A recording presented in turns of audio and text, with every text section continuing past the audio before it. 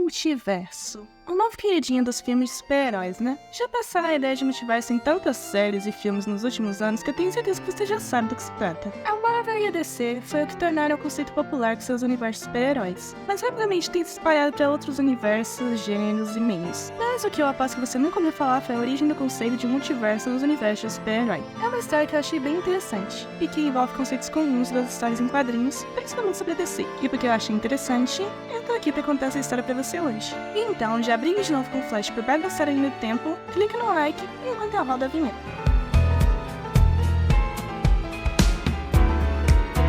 Ok, a ideia do universo apareceu pela primeira vez na história Flash de Dois Mundos, publicada pela primeira vez na revista The Flash, no número 123, setembro de 1961, e escrita por Gardner Fox, um escritor muito importante da construção do personagem Flash. Nessa história, Barry Allen, o Flash, descobre que existe um multiverso paralelo ao seu, que possui um outro Flash. E os dois super-heróis precisam se unir para retornar para seus próprios lares e impedir a destruição das duas séries paralelas. Mas calma, não criemos pânico. Vamos voltar um pouco. Por que essa história é tão importante assim? Não só por causa da introdução do multiverso da DC, mas porque rompeu com o status quo dos quadrinhos de antes. E para entender essa ruptura que aconteceu, primeiro precisamos entender como era antes da ruptura. Precisamos saber como era do outro lado, antes da ponte ser destruída com um grande golpe da força de aceleração. Durante a era de ouro dos quadrinhos, os quadrinhos costumavam ser muito diferentes.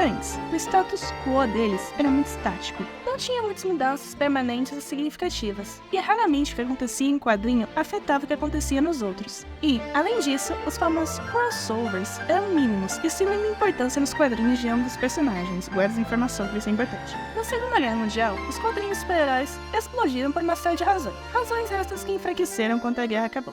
Então, as vendas de quadrinhos diminuíram, o que resultou em muitos títulos sendo cancelados durante essa época. Um desses quadrinhos cancelados foi Flash Comics, o quadrinho do cara que eu já mencionei antes, o Gardner Fox. Esse quadrinho era protagonizado pelo super-herói Jay Garrick, ou Jor-El Ciclone, como foi adaptado aqui no Brasil nos anos 40. Ele foi o primeiro super-herói que usou o nome de Flash, criado em 1940, mas parou a ser publicado em 1949, assim como muitos outros personagens. O tempo passou e aos poucos a DC foi reerguendo as pernas de novo. Então, eventualmente, alguém foi lá na sala de reuniões da empresa e falou: a gente trouxe de volta algumas ideias antigas que a gente tinha descartado. E assim, sem mais nem menos, muitos personagens de revistas canceladas apareceram em revistas novas. Flash, Lanterna Verde, Falcão Negro e muitos outros apareceram em revistas novas. A maioria com identidades e origens novas, mas reutilizando o nome e os poderes básicos das HQs do passado. Em The Flash, o Jay Garrick foi pra vala e o Flash da vez era o famoso Barry Allen, criado mais uma vez por Gardner Fox. E assim foi por muito tempo. Até que um dia, em 1961,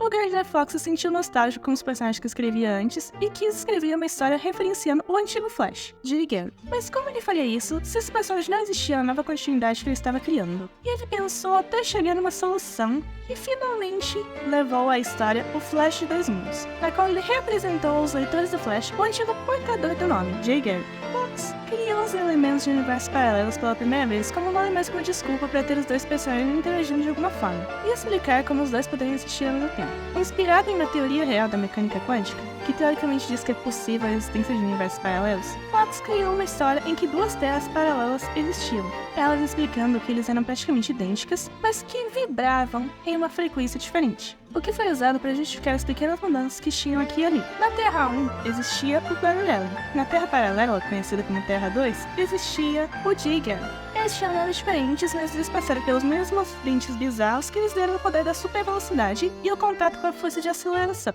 Embora Fox tenha escrito a história como algo único, cuja intenção era, sobretudo, apenas apelar para um pouco de nostalgia dos leitores antigos e resgatar sua antiga criação, o grande buraco de minhoca metafórico já havia sido aberto pela história. Barry Allen apareceu por acidente na Terra 2, onde vivia o Flash original. Eles se encontraram, salvaram o dia, Barry volta para casa. Era pra ser só isso, só que o encontro levantou perguntas dos leitores. Depois de O Flash de Dois Mundos, ficou estabelecido na cronologia da DC que existia todo um planeta paralelo que continha os personagens antigos da DC, que não eram publicados há décadas, mas que muitos adultos leitores das histórias em quadrinhos se lembravam de ter lido quando eram crianças. E, já que o universo da DC era um universo compartilhado, isso significava que poderia haver outros personagens antigos naquela Terra paralela. Os leitores ficaram desesperados para saber mais. Existiriam outros personagens cancelados na Terra 2, como o Lanterna Verde original, o Falcão Negro e a Mulher Gavião, o Pantera, a Canário Negro e outros tantos que os leitores saudosistas ainda se lembravam? Além disso, e quanto aos super-heróis que nunca foram cancelados, como Batman e Superman? Eles não existiam nessa outra Terra? E Acima de tudo, se existiam duas terras, por que não poderiam haver outras?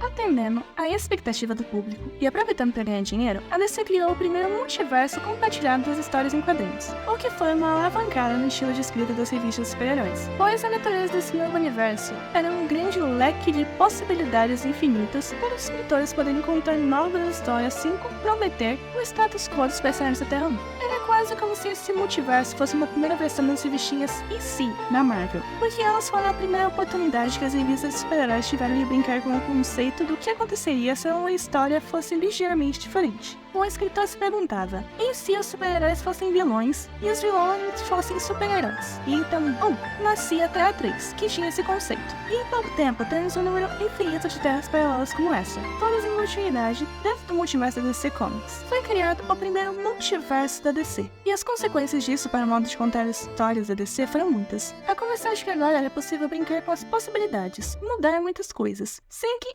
interferisse muito nas histórias padrões que todo mundo conhecia, como eu já expliquei. Mas outra consequência muito importante e muito sutil foi como alterou a interação entre personagens de diferentes revistas, os famosos crossovers. É claro que os crossovers sempre existiram, afinal, a DC sempre foi um universo compartilhado em todas as revistas. Mas, antes da DC começar a usar a configuração das terras paralelas, os crossovers eram diferentes. Os crossovers eram poucos e intercalados. Quase sempre eram apenas entre dois e três personagens diferentes e duravam só por uma ou duas edições, e eles não tinham repercussão significativa entre uma revista e outra. Era tipo, na edição de março do Superman, Clark Kent e Bruce Wayne se conhecem, descobrem a identidade secreta um do outro e salvam o dia juntos. Enquanto isso, a revista de março do Batman nada de ser conhecido ou comentado, mesmo que supostamente esteja acontecendo ao mesmo tempo. E isso acabava por aí, pra nunca mais ou quase nunca ser citado. Mas depois de Flash de Dois Mundos, estabeleceu um precedente para uma forma de crossover mais específica entre super-heróis. Começou a se tornar muito mais frequente a interação entre os personagens de dois mundos. E agora, essa interação não era mais tão simples quanto perseguir um ladrão até a cidade de outro super-herói.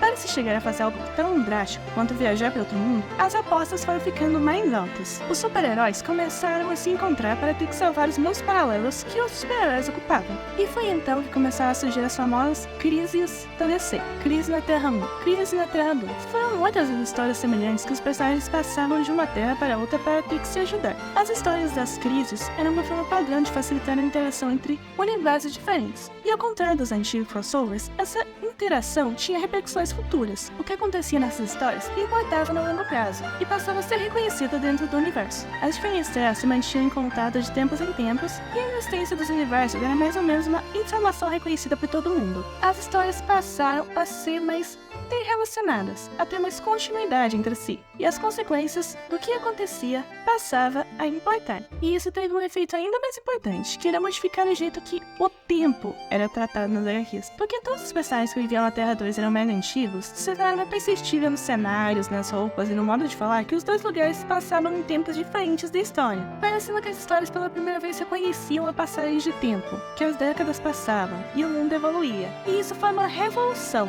no conceito de tempo e como ele era tratado pelas revistas de super-heróis. Em suma, o conceito de multiverso é muito clichê, mas também partilha de um conceito bem complexo, e que, quando apareceu pela primeira vez, revolucionou o modo como as histórias em quadrinhos funcionavam. Apesar de ele hoje em dia me encher o saco, eu admito, é realmente um conceito interessante se usado corretamente. E a origem dele, como vocês podem perceber, é muito importante para a indústria de quadrinhos como ela é hoje, já que os conceitos que foram popularizados aqui, as histórias alternativas, os crossovers, as crises multiversais, são uma parte fundamental de como funcionam as histórias em quadrinhos da DC e da Marvel. E isso é tudo por hoje. Responda nos comentários se você sabia dessas curiosidades e o que você achou delas. Se inscreva e ative o sininho para ver mais vídeos como esse. E por favor, se você gosta dos meus vídeos e quer me ajudar, compartilhe e dê like para o canal ter mais exposição. Muito obrigada por assistir até aqui. Sai vídeo novo todo domingo às 10 horas da manhã. E eu acho que eu te vejo na semana que vem, nessa mesma hora e nesse mesmo canal. E até que nos vemos outra vez. Nossa, nerd, desliga. Tchau, sim.